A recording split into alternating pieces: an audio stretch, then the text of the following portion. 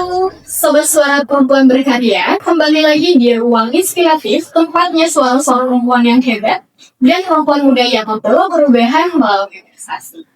Dengan aku, Aulia Bangki, selaku host dari podcast Suara Perempuan Berkarya. Saat ini,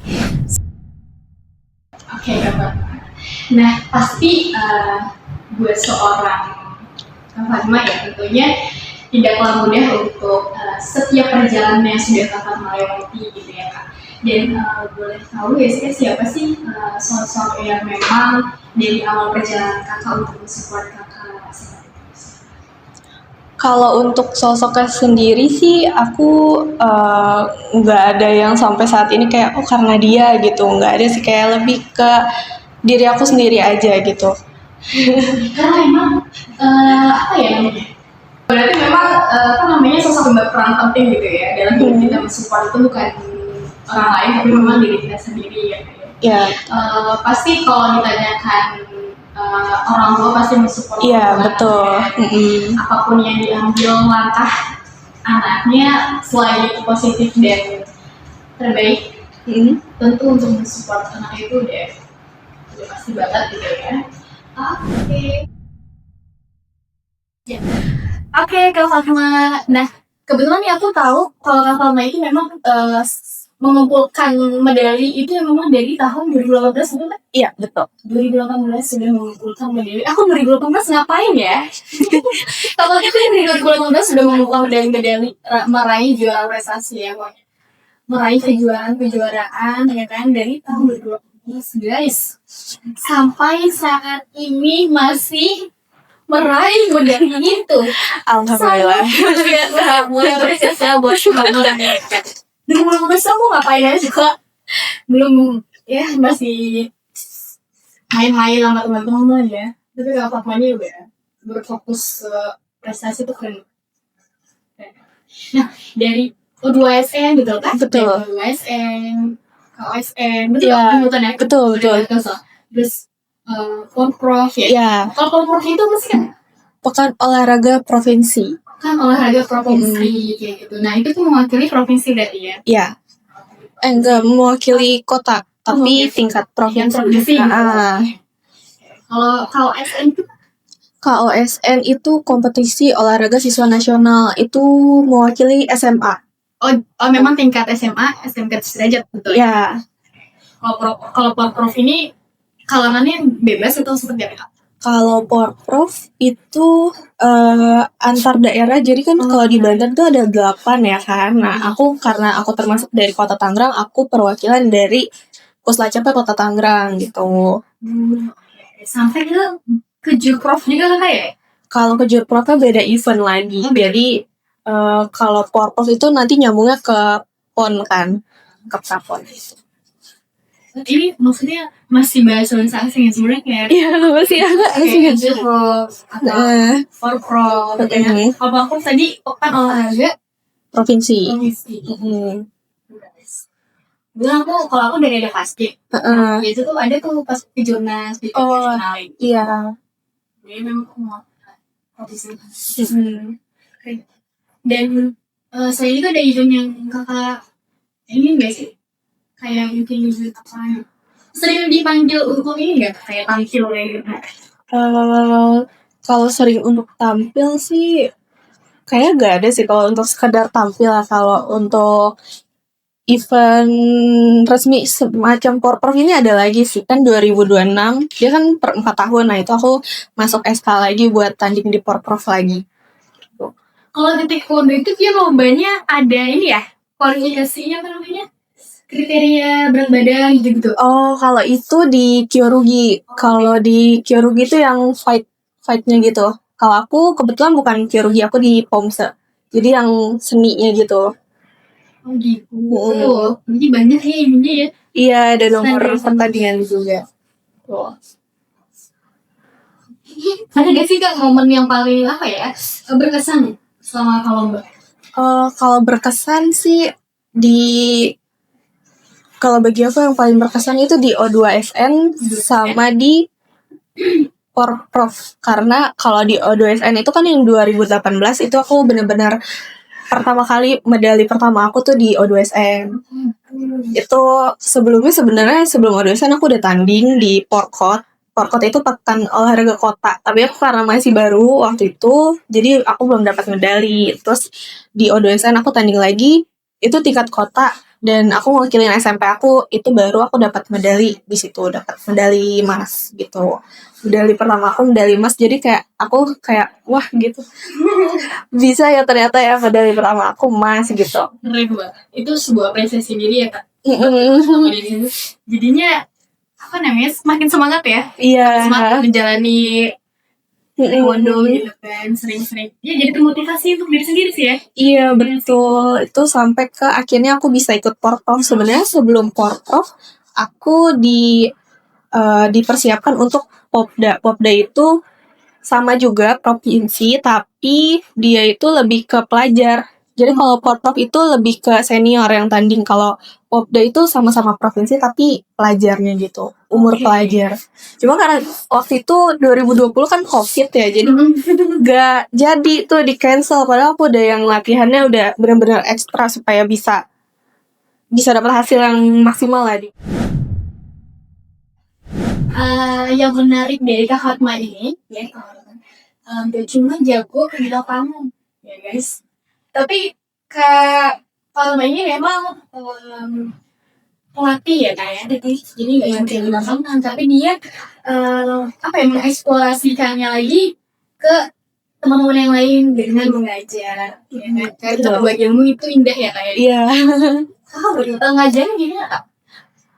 Mau tahu. Kalau aku ngajar di SD. Ya, SD. SD sampai nggak? SD ya? Iya, SD.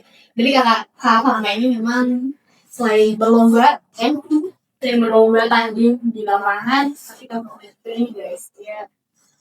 Melatih SD ya. Nah, gimana sih Kak Fatma untuk biar bisa seimbang di depan itu? Karena kan kakak mahasiswa juga ya, lagi fokus-fokusnya kuliah begini ya semester 6 malah. Ya kan terus akan juga mengajar, akan juga fokus meraih prestasi lain. Nah itu cara menyeimbangkan itu semua.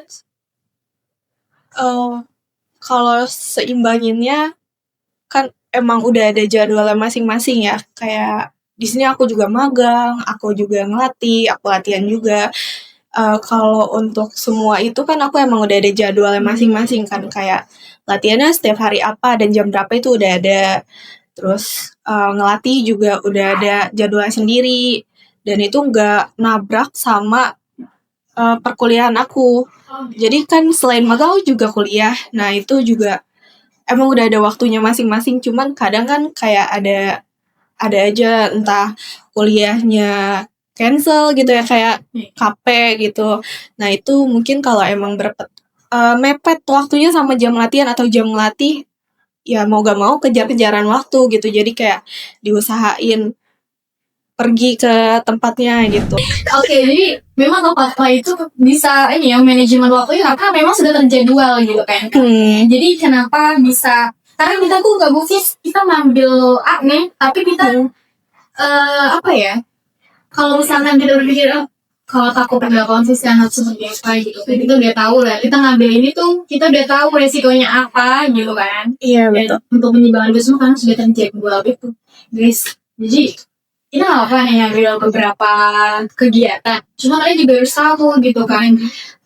Yang kalian ambil itu beresiko besar nggak atau seperti apa gitu kan. Kalau bisa kita punya tanggal atau jadwal itu udah terjadwal jadi enak gitu dijalanin lagi itu yang Iya betul.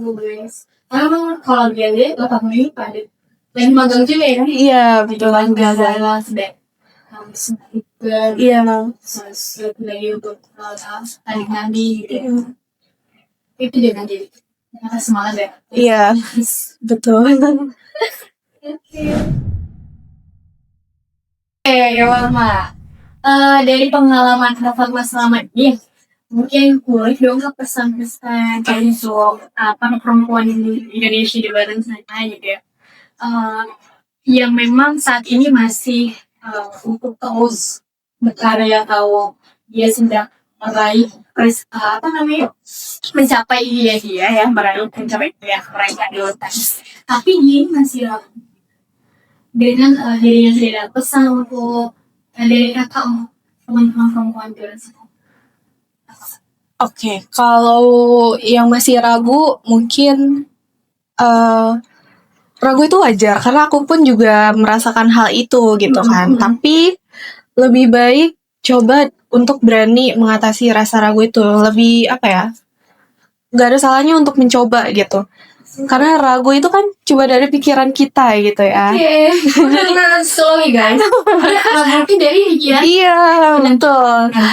Ragu itu dari pikiran kita dan belum tentu apa yang kita ragukan itu emang beneran terjadi seperti itu. Jadi gak ada salahnya kita mencoba gitu. Karena memang kasus tuh banyak ya kayak overthinking. Iya.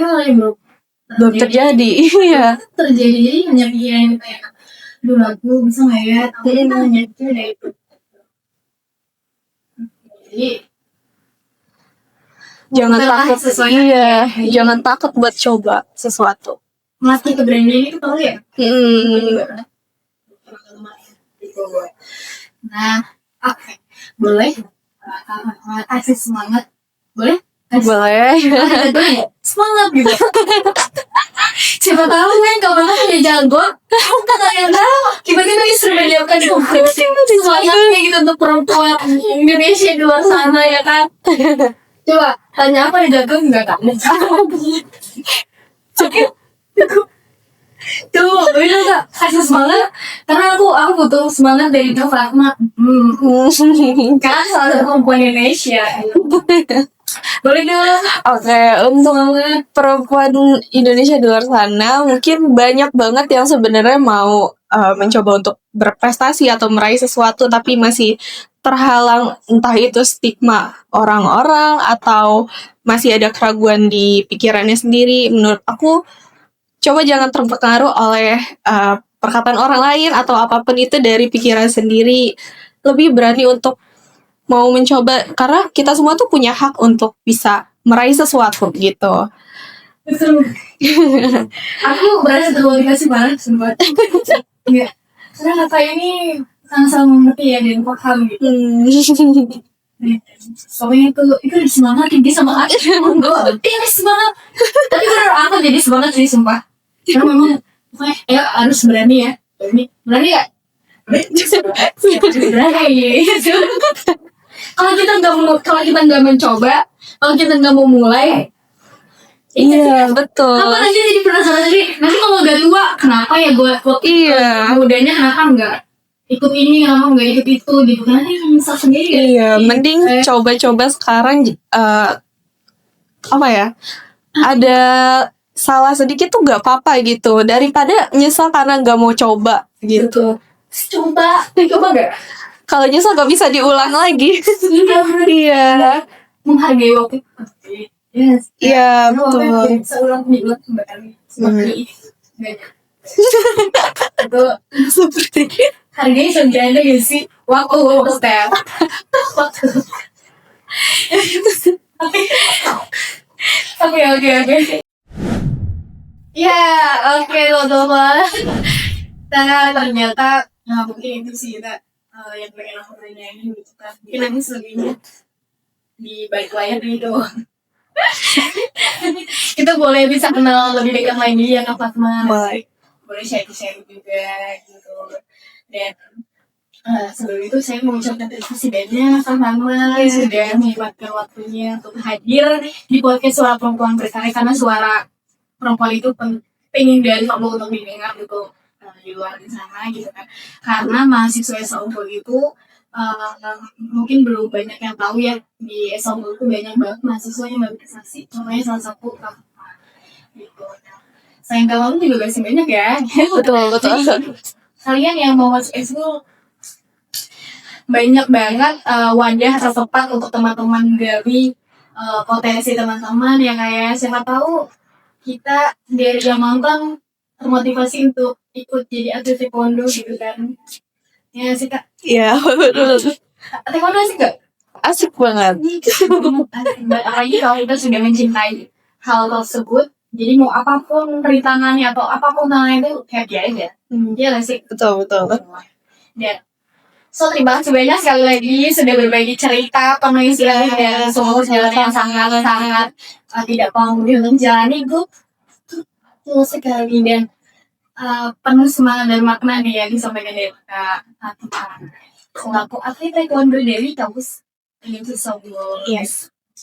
Oke, itulah suara perempuan yang hebat dari Kak Fatma. So buat kalian yang lagi mendengarkan, lagi nonton, subscribernya Bimka. Jangan lupa di subscribe, like, and share. Ini penting banget untuk apalagi mahasiswa yang nggak tahu Kak Fatma ya. Nah, Kak punya ini nggak? Punya. Si IG-nya ada di sini nggak ya? Sini ya. Nah, boleh editor. Nah, oke. Nah, pokoknya sebutin aja ya. Patmoy. Iya. Yang belum follow yang mau sharing boleh loh. Iya, boleh banget. Aku gimana sih? Ya, sama chill aja. Iya, betul. Anaknya friendly pak. Tapi kalau ada macam-macam di luar sana, aja. Gak bisa. Jangan lebih lain nama kamu ya. Oke, betul ya. Oke, buat kalian yang mendengarkan, yang nonton, ya tadi udah aku bilang jangan lupa subscribe, like, and comment, oke? Share juga ke teman-teman kalian. Nah, semoga yang sudah disampaikan oleh Kak Fatma, ya bisa bermanfaat dan tercerahkan untuk perempuan bersama apapun ya siapapun itu ya. Semoga buat teman-teman perempuan di luar sana bukan hanya perempuan saja ya. Bukan hanya perempuan tapi untuk seluruhnya ya Kak. Kita harus percaya diri, harus berani kapan lagi ya kalau belum dicoba ya nanti akan Menyesal ya rugi. Jadi harus percaya diri untuk berdiri di di panggung-panggung juara yang kalian inginkan seperti itu dan kalian masing-masing punya tujuan masing-masing dan raih itu harus ya Pak harus bisa mencapai target yang kalian inginkan. So, jangan lupa buat teman-teman subscribe